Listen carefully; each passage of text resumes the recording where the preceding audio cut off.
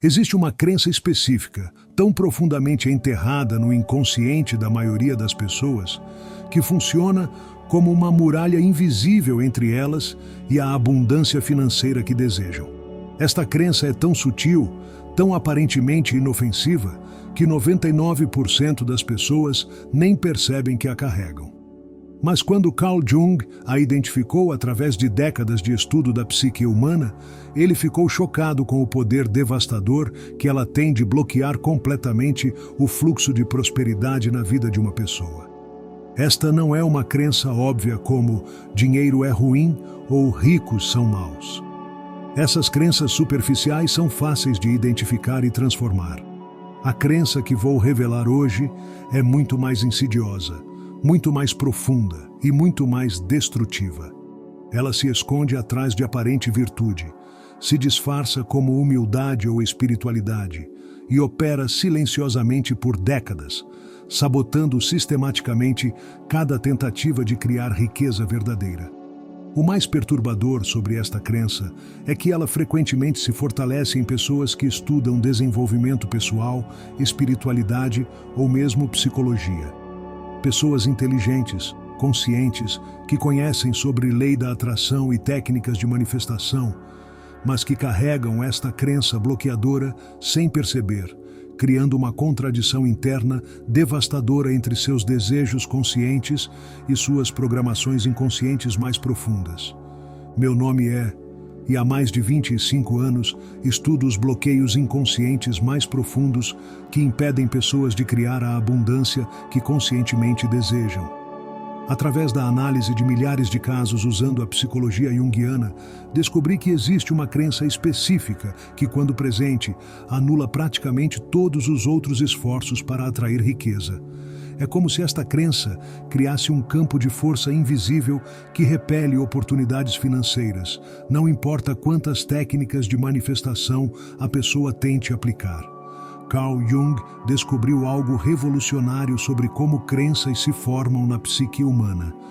Ele percebeu que as crenças mais poderosas e destrutivas não são aquelas que adotamos conscientemente, mas aquelas que são implantadas em nosso inconsciente durante momentos de alta carga emocional, especialmente na infância. Essas crenças se tornam o que Jung chamou de complexos autônomos, partes da psique que operam independentemente da vontade consciente.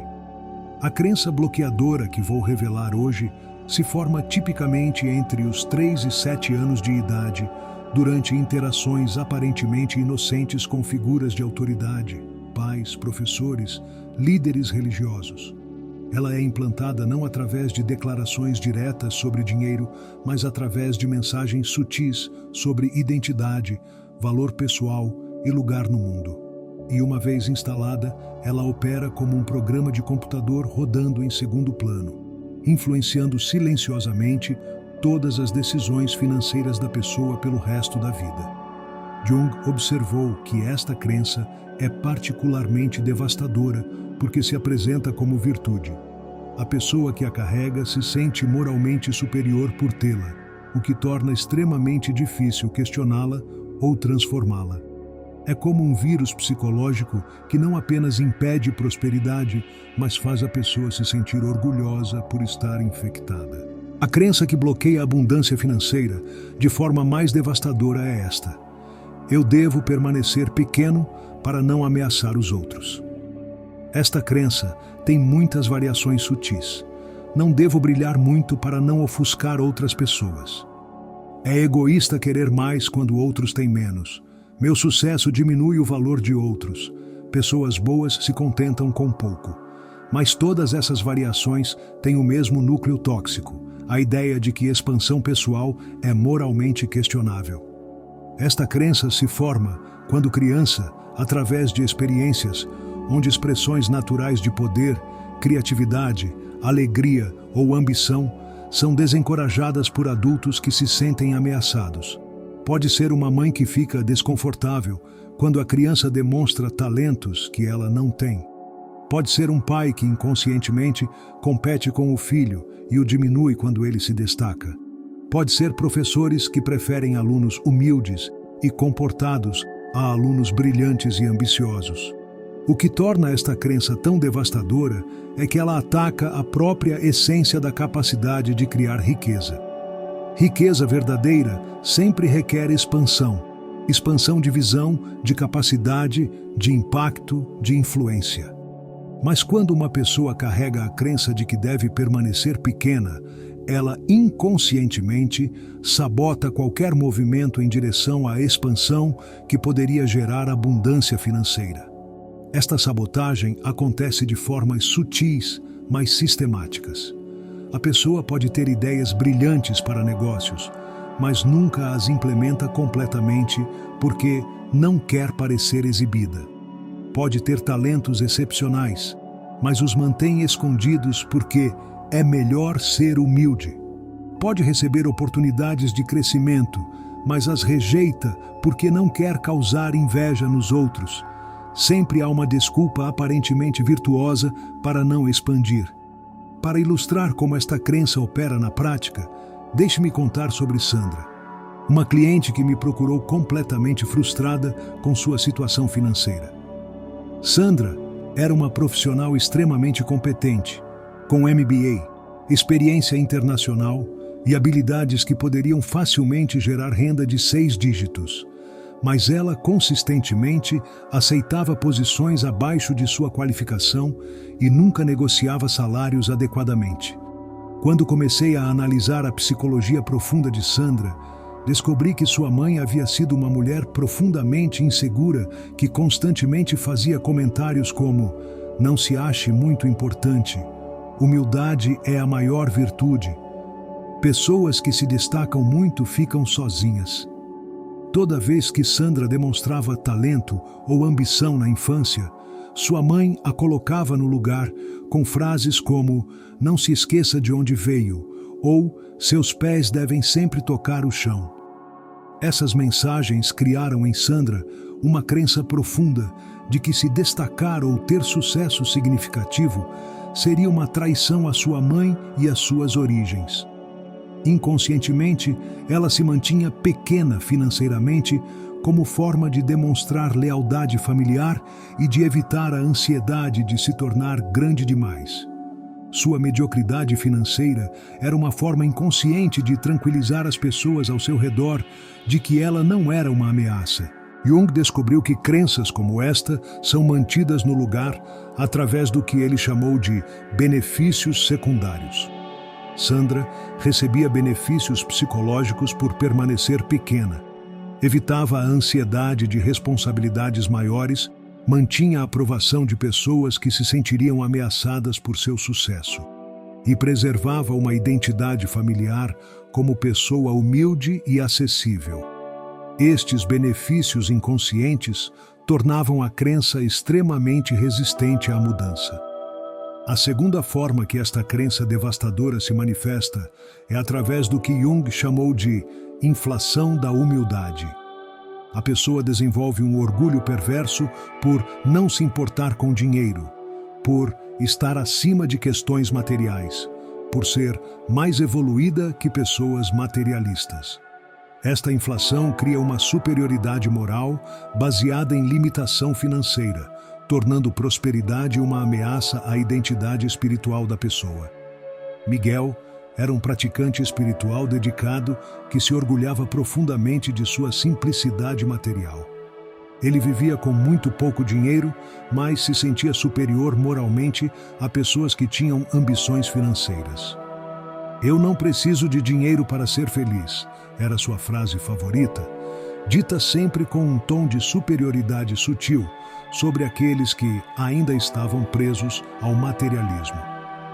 Quando analisamos sua psicologia mais profundamente, descobrimos que Miguel usava a espiritualidade como forma sofisticada de evitar enfrentar sua incapacidade de criar riqueza no mundo material.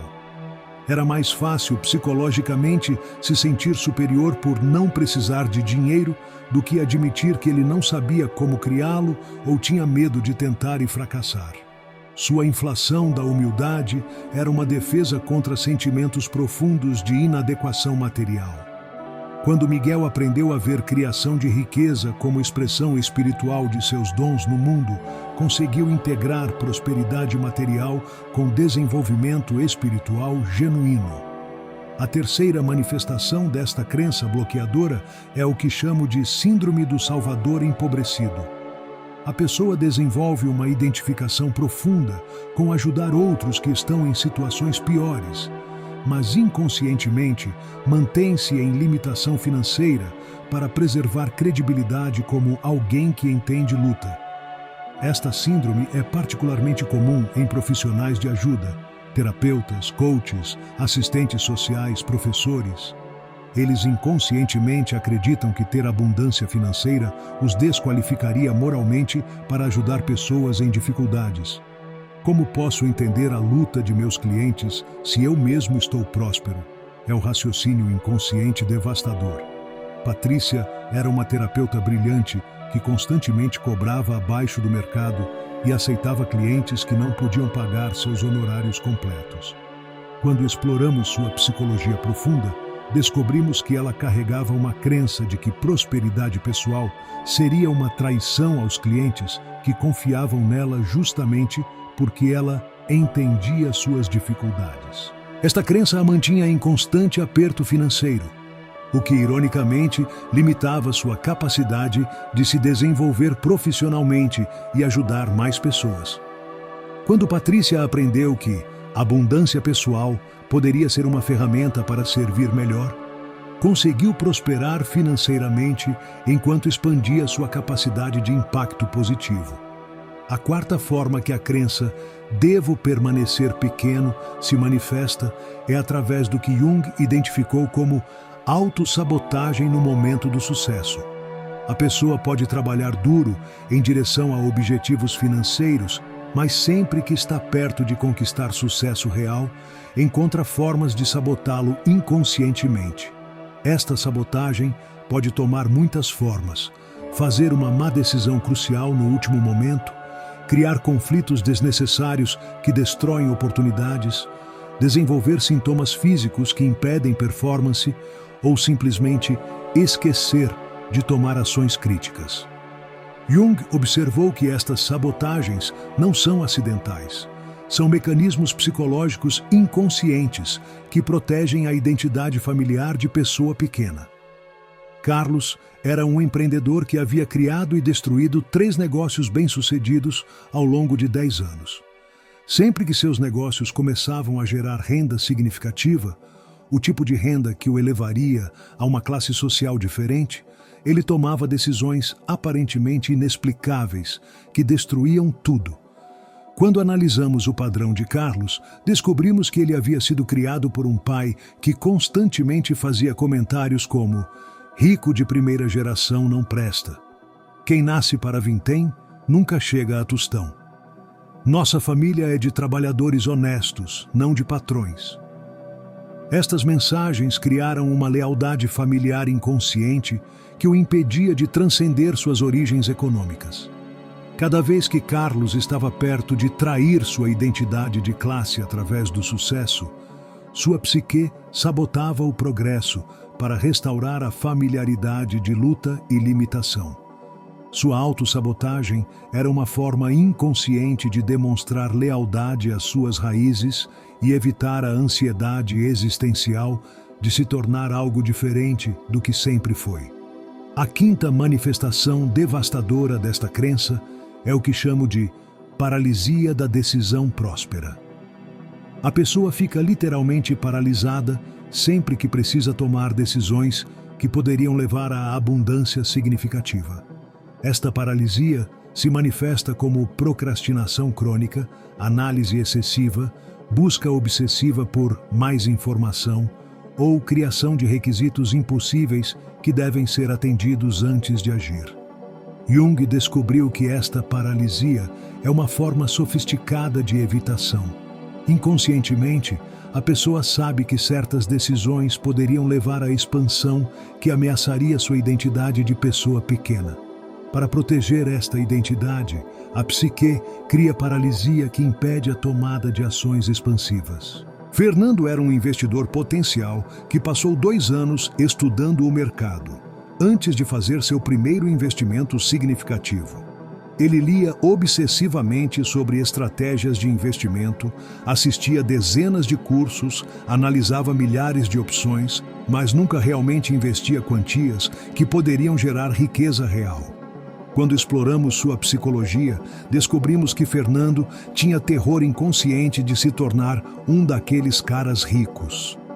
Seu pai havia repetido constantemente que investidores são parasitas que não produzem nada útil e que dinheiro que não vem de trabalho honesto é sujo. Fernando inconscientemente sabotava sua capacidade de investir para evitar se tornar o tipo de pessoa que seu pai desprezava. A sexta forma que esta crença opera é através do que Jung chamou de projeção de sombra na riqueza.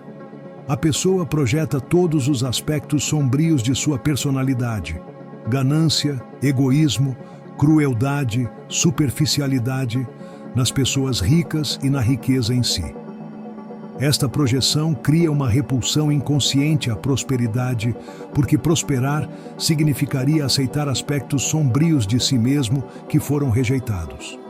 Jung descobriu que o que rejeitamos nos outros, rejeitamos em nós mesmos. Quando alguém vê pessoas ricas como automaticamente gananciosas ou moralmente inferiores, está declarando ao inconsciente que riqueza é incompatível com sua autoimagem como pessoa boa. Esta declaração cria um campo de resistência energética que repele oportunidades de prosperidade. Renata constantemente criticava pessoas bem-sucedidas financeiramente, sempre encontrando falhas morais nelas. Ele só conseguiu isso porque não tem escrúpulos. Ela pisou em todo mundo para chegar lá. Ricos são todos iguais, egoístas e superficiais. Renata se sentia moralmente superior por sua pureza em relação ao dinheiro. Mas quando analisamos suas projeções mais profundamente, descobrimos que Renata estava rejeitando aspectos de si mesma que na verdade eram necessários para criar riqueza: ambição, competitividade, foco em resultados, disposição para tomar riscos. Ao projetar essas qualidades como más em pessoas ricas, ela se impedia de desenvolvê-las em si mesma. A sétima manifestação desta crença devastadora é o que chamo de lealdade familiar à escassez. Muitas pessoas carregam programações inconscientes de que prosperar financeiramente seria uma traição às gerações anteriores de sua família que lutaram com dinheiro. Ter abundância é inconscientemente percebido como desrespeito aos sacrifícios dos antepassados. Esta lealdade familiar se manifesta através de culpa profunda sempre que a pessoa tem sucesso financeiro. Meus pais trabalharam tanto e tiveram tão pouco, como posso eu ter abundância? É o raciocínio inconsciente devastador. A pessoa se mantém em limitação financeira como forma de honrar a memória de familiares que sofreram economicamente. Joaquim era um profissional talentoso que constantemente rejeitava oportunidades de aumentar sua renda significativamente. Quando exploramos sua história familiar, descobrimos que seus avós haviam perdido tudo durante uma crise econômica e seus pais haviam crescido em pobreza extrema, lutando para dar educação aos filhos. Joaquim carregava uma culpa profunda por ter oportunidades que seus antepassados nunca tiveram. Inconscientemente, ele sentia que usar essas oportunidades para criar abundância seria ingratidão ou desrespeito aos sacrifícios familiares. Sua limitação financeira era uma forma de solidariedade póstuma com o sofrimento familiar. Quando Joaquim aprendeu a ver prosperidade como honra aos sacrifícios de seus antepassados, usando abundância para criar oportunidades para outros, como seus avós fizeram para ele, conseguiu integrar sucesso financeiro com lealdade familiar. A oitava forma que a crença "devo permanecer pequeno" se manifesta é através do que Jung identificou como medo da individualização. Jung descobriu que se tornar verdadeiramente próspero frequentemente requer individuar-se, tornar-se diferente de sua família de origem, de seu grupo social, de sua identidade prévia. Este processo de individuação pode ser aterrorizante para pessoas que derivam segurança psicológica de pertencimento e conformidade. Prosperar financeiramente frequentemente significa desenvolver qualidades que são diferentes ou até opostas às da família de origem. Pode significar ser mais ambicioso que pais humildes, mais empreendedor que uma família de empregados, mais orientado a resultados que uma família focada em relacionamentos.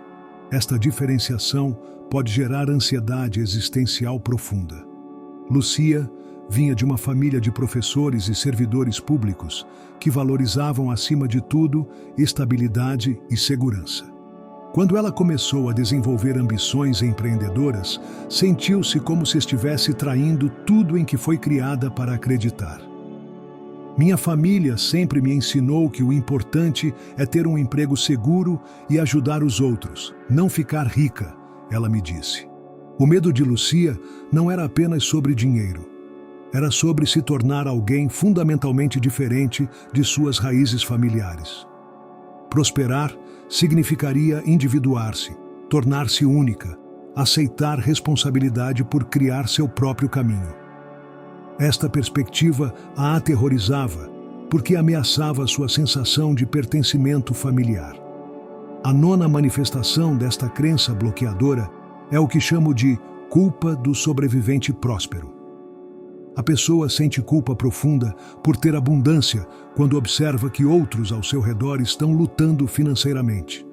Esta culpa cria uma programação inconsciente de que é moralmente questionável ter mais que outros, levando à autossabotagem sistemática. Esta culpa é particularmente intensa em pessoas empáticas que se identificam profundamente com o sofrimento de outros. Elas inconscientemente acreditam que sua abundância, de alguma forma, contribui para a escassez de outros, ou que é egoísta ter mais que o necessário quando outros têm menos que precisam. Ana era uma empreendedora talentosa que sistematicamente subprecificava seus serviços e doava grandes porções de sua renda para a caridade. Quando exploramos sua psicologia, descobrimos uma culpa devastadora por ter capacidades que permitiam gerar renda facilmente enquanto ela via amigos e familiares lutando financeiramente. Como posso ter abundância quando minha irmã mal consegue pagar as contas? Era a pergunta que a atormentava. Ana inconscientemente limitava sua prosperidade para não abandonar pessoas que amava. Sua escassez autoimposta era uma forma de solidariedade com aqueles que não haviam aprendido a criar abundância. Quando Ana compreendeu que sua prosperidade poderia ser uma ferramenta para ajudar mais pessoas, incluindo ensinar outros a criar abundância, conseguiu integrar sucesso financeiro com compaixão genuína. A 10ª e mais sutil manifestação desta crença é o que Jung chamou de identificação com o arquétipo do servo. Algumas pessoas se identificam tão profundamente com servir outros que inconscientemente acreditam que ter abundância pessoal corromperia sua pureza como servidores. Elas veem prosperidade material como incompatível com vocação espiritual de serviço. Esta identificação cria uma dicotomia falsa entre serviço e abundância, como se fosse impossível servir autenticamente enquanto se tem prosperidade material. Jung observou que esta dicotomia frequentemente mascara medo de responsabilidade e poder que vem com riqueza. Padre Roberto era um líder espiritual dedicado que rejeitava qualquer oportunidade de melhorar sua situação financeira porque acreditava que servos de Deus devem viver simplesmente. Quando exploramos sua psicologia mais profundamente, descobrimos que ele tinha medo inconsciente de que a abundância o corromperia espiritualmente. Roberto havia internalizado uma crença de que pobreza era sinônimo de pureza espiritual e que prosperidade inevitavelmente levaria à corrupção moral. Quando ele aprendeu que a abundância usada conscientemente pode ser uma expressão de serviço divino, conseguiu criar prosperidade que expandiu sua capacidade de impacto espiritual. Agora que você compreende como esta crença devastadora opera, precisa entender como identificá-la e transformá-la em sua própria vida. O primeiro passo é o que Jung chamou de reconhecimento consciente da sombra. Isto significa fazer um inventário honesto de todas as formas que você pode estar se mantendo pequeno para proteger outros ou preservar uma identidade familiar.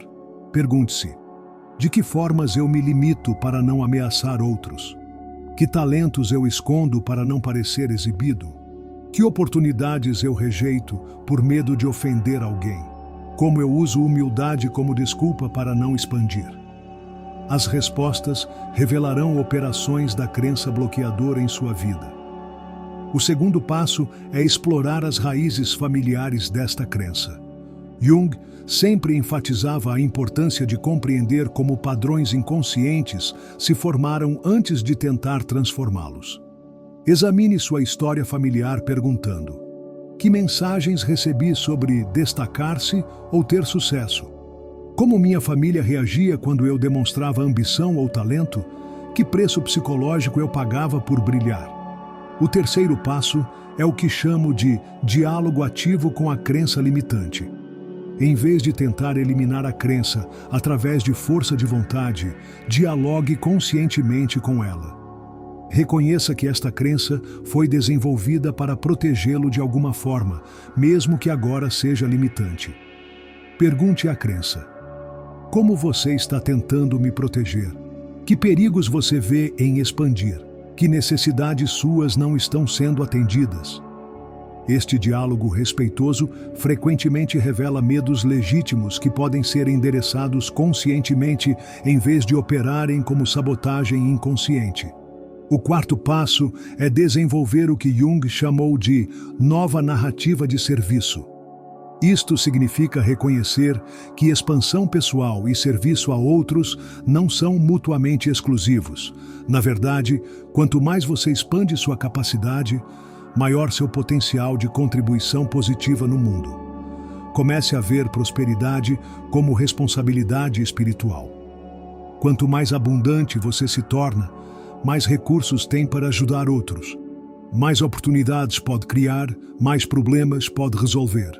Esta nova narrativa permite expansão sem culpa, porque alinha crescimento pessoal com propósito maior. O quinto passo é praticar o que chamo de expansão gradual consciente. Em vez de tentar transformar a crença de uma vez, pratique expandir-se em pequenos incrementos conscientes. Aceite uma oportunidade que normalmente rejeitaria. Cobre o que vale por seus serviços. Permita-se ser visto em sua capacidade plena. Observe as reações internas que surgem durante esta expansão. Ansiedade, culpa, medo, vergonha, todas são manifestações da crença bloqueadora, tentando restaurar limitação familiar. Respire através destes sentimentos e lembre-se de que expandir conscientemente é um ato de coragem e serviço. O sexto passo é construir o que Jung chamou de comunidade de apoio à individuação. Cerque-se de pessoas que celebram seu sucesso em vez de se sentirem ameaçadas por ele. Encontre mentores que modelam como ter abundância e integridade simultaneamente. Afaste-se de relacionamentos que requerem que você permaneça pequeno para funcionar. Lembre-se de que transformar esta crença profunda não é um processo que acontece overnight.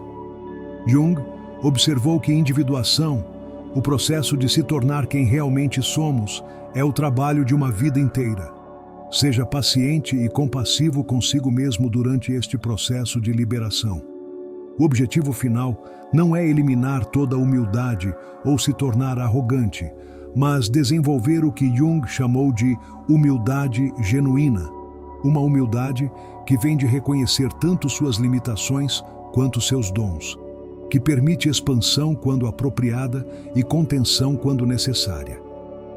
Quando você finalmente libera a crença de que deve permanecer pequeno, algo extraordinário acontece. Você descobre que expansão consciente não ameaça outros. Na verdade, inspira outros a expandir também. Seu sucesso se torna permissão para que outros acessem seu próprio potencial. Jung sempre enfatizou que nossa responsabilidade primária não é proteger outros de nosso brilho, mas desenvolver plenamente nossos dons e usá-los para servir o bem maior. Quando você abraça esta responsabilidade, prosperidade se torna não apenas possível, mas inevitável. Se esta revelação despertou reconhecimento profundo de padrões que podem estar operando em sua vida, compartilhe este conteúdo com pessoas que estão prontas para questionar limitações autoimpostas e abraçar a expansão consciente. E se inscreva no canal para continuar explorando os bloqueios inconscientes mais profundos que impedem realizarmos nosso potencial pleno através da sabedoria transformadora de Carl Jung.